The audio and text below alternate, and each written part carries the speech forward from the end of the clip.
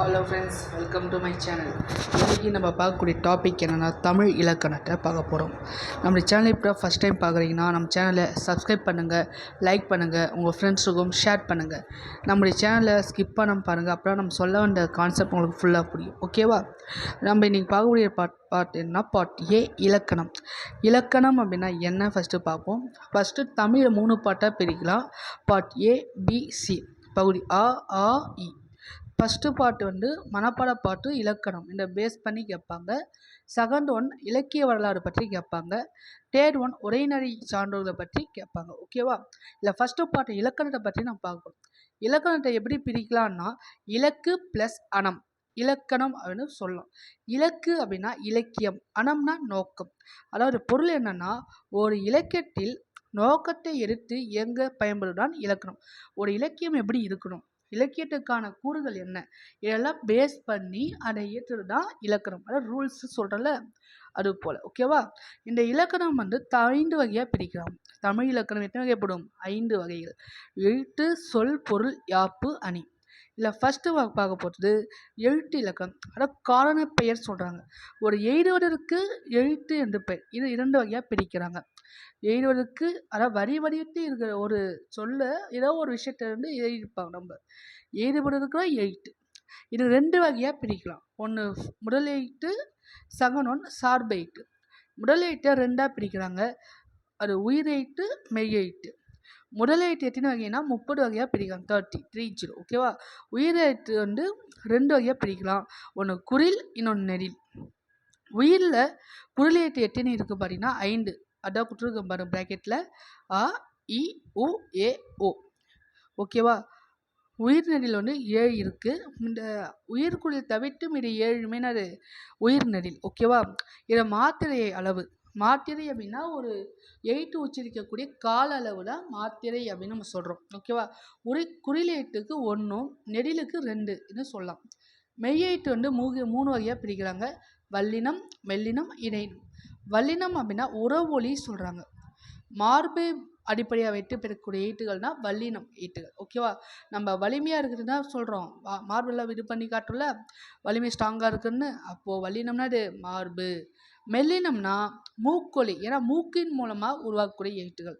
இந்த நம்முடைய பாடியில் மெலிசாக இருக்கிற முகத்தில் என்ன இருக்குன்னா மூக்கு தான். அப்போ அது மூக்கொலி சொல்லுவாங்க. அது என்னென்ன எழுத்து ப்ராக்கெட்டில் கொடுத்துருக்கோம் பாருங்கள். ங, ஞ, ந, ந, ம, ந. ஓகேவா? இடையினா இடையில் இருக்குது. அதாவது மார்புக்கும் மூக்கு இடையில என்ன இருக்குதுன்னா இடை, அதாவது கழுத்து இருக்குது. அதாவது கழுத்தை மயமாக வச்சு பெருக்கக்கூடிய எழுத்துக்கள் தான் இடையினம் சொல்கிறாங்க. ஓகேவா? இந்த மெய்யெழுத்துக்கு நிறைய பேர் இருக்குது. அது முக்கியமாக 5 பேராக சொல்கிறாங்க. ஓகேவா? உடம்பெழுத்து, ஒற்றையெழுத்து, புள்ளி எழுத்து, பெண் எழுத்து, பொட்டெழுத்துன்னு சொல்லி ஒரு 5 வகையாக பிரிச்சிருக்காங்க. நெக்ஸ்ட் நம்ம பார்க்கக்கூடிய சார்பெழுத்து. சார்பெழுத்து அப்படின்றது 10 வகை. 1 உயிர்மெய், ஆயுதம், உயிரிழப்படை, ஒற்றளப்படை, குற்றியலுகுரம், குற்றியலிகரம், ஐகார குறுக்கம், ஔகார குறுக்கம், மகர குறுக்கம், ஆயுத குறுக்கம். அதில் ஃபஸ்ட்டு நம்ம இன்றைக்கி பார்க்குற டாபிக் என்னன்னா உயிர்மெய். உயிர்மெய்னா என்னன்னா உயிரெழுத்து 12, மெய்யெழுத்து 18 ஆகும். 2மே சேர்ந்து பிறக்கூடிய எழுத்துக்கள் தான் உயிர்மெய் எழுத்து. அதாவது இக்கு ப்ளஸ் ஆ. இக்கு மெய்யெழுத்து, ஆ அப்படின்றது உயிரெழுத்து. 2 சேர்ந்தா க அப்படின்ற உயிர்மெய் எழுத்து உருவாகும். ஓகேவா? இதில் ரொம்ப முக்கியமான ஒரு பாயிண்ட் என்னென்னா நம்ம தமிழில் அமைந்திருக்கக்கூடிய உயிர்மெய் குறில் எழுத்துக்கள் எண்ணிக்கை என்னென்னா 90. ரொம்ப முக்கியமானது, பிஎஸ்சியில் கேட்ட கேள்வி. ஓகேவா? அதே தமிழில் நெடிலெழுத்து, இந்த உயிர்மெய் நெடிலெழுத்து எட்டுன்னா 126, 126. மொத்த உயிர்மெய் எழுத்து டோட்டல் எண்ணிக்கை என்னென்னா 216 எழுத்துக்கள். ஓகேவா? இந்த உயிர்மெய் எழுத்துடைய குற்றெழுத்துடைய மாற்றிய அளவு 1. உயிர்மெய் நெட்டெழுத்துடைய மாற்றை 2. நெடில்னா 2, குறில்னா 1. நெக்ஸ்ட்டு ஆயுதம். ஆயுதம் அப்படின்றது 3 புள்ளிகள் இருக்கிறதுனால இதை முப்புள்ளி அப்படின்னு சொல்கிறாங்க. ஓகேவா? இதற்குரிய மாத்திரை அளவு அரை மாத்திரை. பெரும்பாலும் ஒற்றையெழுத்துக்கு என்னாவே அரை மாத்திரை. ஓகேவா? இது நம்ம ஆயுதம் எதுலேருந்து பிறகுனா நம்ம தலையிலிருந்து பிறகு சொல்கிறாங்க. தலையில் ஒரே ஒரு போட்டு ஆயுதம் வச்சு போடுறாங்கள்ல, அதுதான். இதுக்கு வேறு பேர்கள் என்னென்னா தனிநிலை, அக்கானம், அக்கேனம், அடுப்பெயிட்டு, முக்காற்புலி அப்படின்னு பேர். ஓகேவா? நெக்ஸ்ட் அளப்பெடை. அளப்பெடை அப்படின்னா அளவு ப்ளஸ் எடை, இந்த ரெண்டாக பிரிக்கலாம். அளவுனா அளவு, எடைனா எடுத்து. ஒரு எழுத்தானது தனக்குரிய மாத்திரை அளவிலிருந்து நீண்டு ஒலிக்கிறதுனா அளப்பெடை அப்படின்னு சொல்கிறோம். அளப்பெடைனா அது தனக்குரிய ஒரு மாத்திரையிலிருந்து நீண்டு ஒலிக்குது. இப்போ எக்ஸாம்பிளாக, இப்போ நம்ம பக்கத்தில் இருக்கிறவங்களை எப்படி கூப்பிடுவோம்? அம்மா இருந்தால் அம்மா அவ்வளோதான். ஆனால் ரொம்ப தொலைவாக இருந்தால் அம்மா அப்படி நீவி ரொம்ப லாங்காக ஒலிக்கணும் பார்த்தீங்களா? அதுதான் அளப்பெடை அப்படின்னு சொல்கிறோம். இதை 2 வகையாக பிரிக்கலாம். ஒன்று உயிரிழப்பெடை, இன்னொன்று ஒற்றளப்பெடை. உயிரிழப்பெடைனா உயிர் ப்ளஸ் அளவு ப்ளஸ் எடை. அதாவது உயிரெழுத்து நெட்டெழுத்துகள் 7ம் தனக்குரிய 2 மாத்திரை அளவிலிருந்து நீண்டு 3 மாத்திரை அளவாக ஒலிக்கும்னா உயிரிழப்பெடை. நல்லா புரிஞ்சுங்க. ஆல்ரெடி உங்களுக்கு தெரியும், நெடிலெழுத்துடைய மாத்திரை அளவு 2, ஆனால் அதனுடைய மாத்திரை அளவு 2 ஒலிக்காமல் ரொம்ப நீண்டு 3 மாத்திரை அளவாக ஒலித்தால் அது உயிரிழப்பெடை. இதை 3 வகையாக பிரிக்கலாம். ஒன்று செய்யுளிசை அளப்பெடை, சொல்லிசை அளப்பெடை, லாஸ்ட்டு இன்னிசை அளப்பெடை. ஃபஸ்ட்டு செய்யுளிசை அளப்பெடை என்னென்னா, ஒரு செய்யுளில் ஒரு ஓசைக்குரிய இடத்துல, அதாவது யாப்பிலக்கணம் பிழைப்படும் போது உயிர் நெட்டெழுத்துகள் தனக்குரிய மாத்திரை அளவிலிருந்து நீண்டு ஒலிக்கும். நல்லா புரிஞ்சுக்கங்க. செய்யுளில் இருக்கக்கூடிய ஓசை குறையும் போது தனக்குரிய மாத்திரை அளவு நீண்டு ஒலித்தால் அது என்ன? செய்யுளிசை அளப்பெடை. இதுக்கு இன்னொரு பேர் இசைநிறை அளப்பெடை என்று சொல்லலாம். முக்கியமான ஒன்று, அண்டர்லைன் பண்ணிக்கோங்க, நோட் பண்ணிக்கோங்க. செய்யுளிசை அளப்பெடைக்கு இன்னும் மற்றொரு பேர் என்ன? வேறு பெயர் இசைநிறை அளப்பெடை. இதற்கான நிபந்தனைகள் என்னென்னா, பெரும்பாலும் இதனுடைய எழுத்து அளப்பெடுக்கும் போது காரணமாக குறில் எழுத்துக்கு முன்னால் ஒரு எழுத்தோ இல்லை ஈர எழுத்தோ மட்டும் பெற்றிருக்கும். குறியேட்டு இருக்குன்னா அதுக்கு முன்னால் ஒரு லெட்டர் இல்லைன்னா 2 லெட்டர் இருக்க மாதிரி தான் இருக்குமே. மற்றபடி 3 லெட்டரோ 3 லெட்டர்ஸோ எதுவுமே இருக்காது. ஓகேவா? இது ஒரு சொல்லில் ஃபஸ்ட்டு செகண்டு, அதாவது முதல் இடைக்கடை, இந்த 3 இடத்துல வந்து அளவெடுக்கும். அதாவது இணை எழுத்துக்கள் சொல்லலாம். ஆ அ, ஆடுதும், ஓடல், இல்லை ஃபஸ்ட் லெட்டர் ஆ அ, அதாவது ஆவுடைய இணையத்தில் ஆ, அதோட இணையத்தில் தான் அளப்பெடுக்கும். ஓகேவா? நெக்ஸ்ட்டு சொல்லிசை அளப்பெடை. ஒரு பெயர் சொல்லை ஒரு எச்சமாக மாற்றுறதுக்காக வரக்கூடிய அளப்பெடை சொல்லிசை அளப்பெடை. நல்லா புரிஞ்சுங்க. சொல்லிசை அளப்பெடைன்னா ஒரு பெயர் சொல்ல ஒரு எச்சம் போல மாற்றுறதுக்காக அளப்பெடுத்தால் அது சொல்லிசை அளப்பெடை. இது நிபந்தனைகள் என்ன பார்த்தீங்கன்னா, இ அப்படின்ற லெட்டரில் முடியும். அந்த அளப்பெடை வந்து இ அப்படின்ற இடத்துல முடியும். இது ஒரு சொல் இடையிலும் இதில் மட்டும். இது வந்து ஃபஸ்ட்டில் வராது. இடையில் ஒரு சொல்லுடைய இடையில் வரும், இல்லை இறுதியில் வரும், லாஸ்ட்டில் வரும். ஓகேவா? எக்ஸாம்பிள் கெழி, நசை, உடனே இசை, வரணசை, இதெல்லாம் ஈயில் முடிஞ்சிருக்கா? அப்போது இது என்னது? என்ன அளப்படை? சொல்லிசை அளப்படை. நெக்ஸ்ட்டு இன்னிசை அளப்படை. இன்னிசை அளப்படைனா இது செயலில் ஓசை குறைய, ஏதாவது ஒரு செய்யுளில் ஓசை குறையலைன்னா கூட ஒரு சொல்லுடைய இனிய ஓசைக்காக, அதாவது இனிமையான ஓசைக்காக மட்டும் அளப்பெடுத்தால் அது இன்னிசை அளப்பெடை. நல்லா புரிஞ்சுங்க. ஃபஸ்ட்டு ஒன்று பார்த்தோம். ஃபஸ்ட்டு என்ன பார்த்தோம்? செய்யுள் அளப்பெடைக்கு எந்த இடத்துல ஓசை குறையோ அந்த நிவர்த்தி செய்யக்காக நெட்டேற்று அளப்பெடுத்தால் அது செய்யுள் அளப்பெடை. ஆனால் இன்னிசை அளப்பெடை அப்படி இல்லை.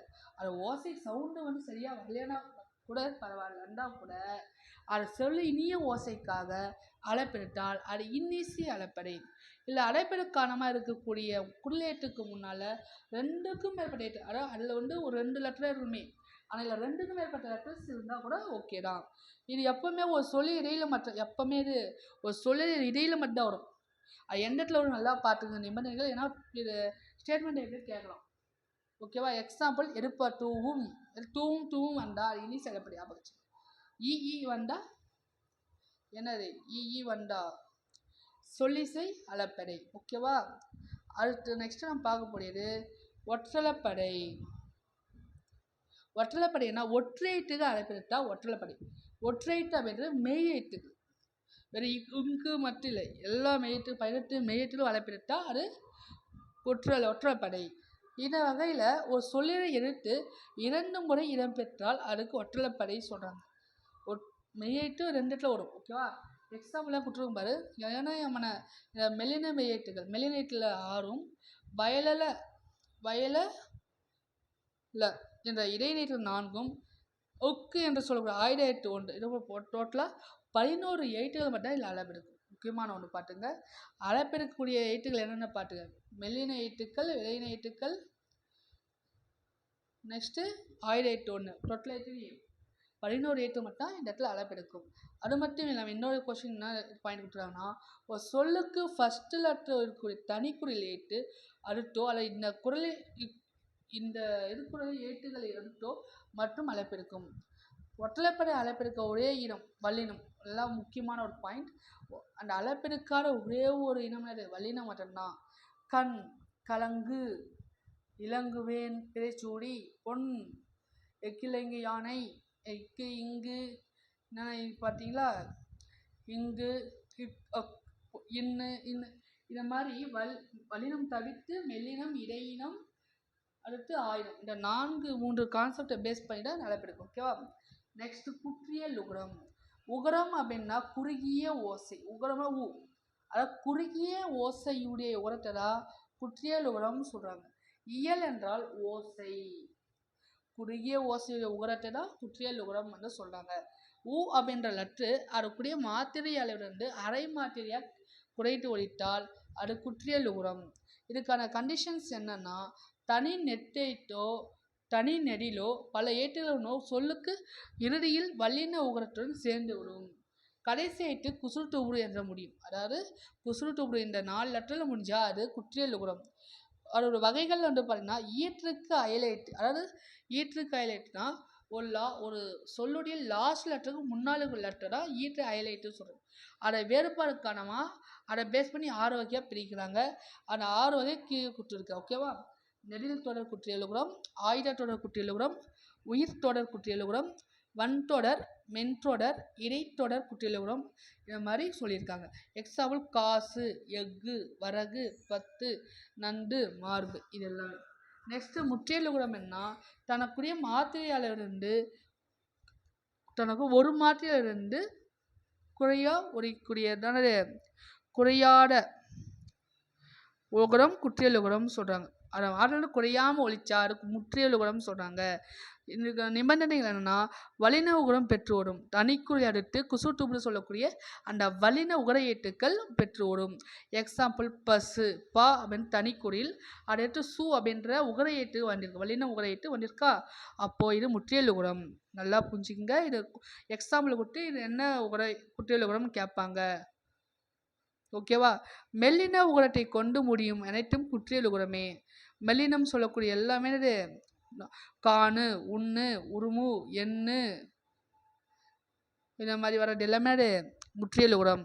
இடையின உகரத்தை கொண்டு முடிந்தால் முற்றியல் உகரம் தான். தள்ளு, முழு, வாழு, தகவு, இது எல்லாமே முற்றியல் உகரம்.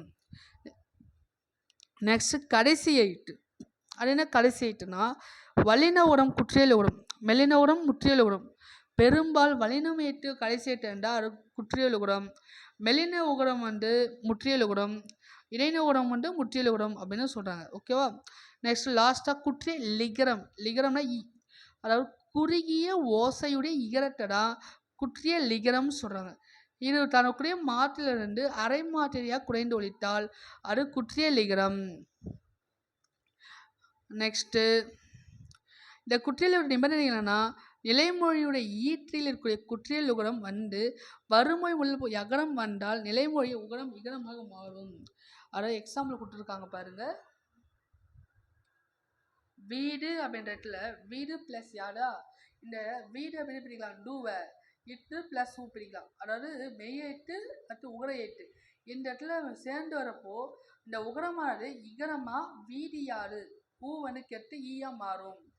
அதான் வரகு பிளஸ் வரகியாடு, கூ இக்கு பிளஸ் ஊ, உகரம் கெட்டு ஈயா மாறும். ஓகேவா? அதே போல மியா என்ற கூடிய அசை சொல்லை வறுமை கொண்டையும் குற்றியல் இகரம் தான். மியாவில் உள்ள இகரம் குறைந்து ஒழித்தால் குற்றியல் இகரமாக மாறும். எக்ஸாம்பிள் கேள் பிளஸ் மியா, கேள் மியா, லகரம் நகரமாக மாறுது. ஓகேவா? இது வரைக்கும் நம்முடைய சேனலை பாருங்கள், ஸ்கிப் பண்ணாமல் பாருங்கள், நம்ம சேனலை சப்ஸ்கிரைப் பண்ணுங்கள். இன்னும் இதுவாக நோட்ஸ் என்ன தேவைன்னா, என்ன டாபிக் இருக்கலாம்னு நீங்கள் கமெண்ட் செக்ஷனில் சொன்னீங்கன்னா அதுக்கு ஏற்ற போல் நம்ம நோட்ஸ் ரெடி பண்ணி வீடியோ. ஓகேவா? Thank you friends. நம்ம சேனலை மறக்காமல் சப்ஸ்கிரைப் பண்ணுங்கள்.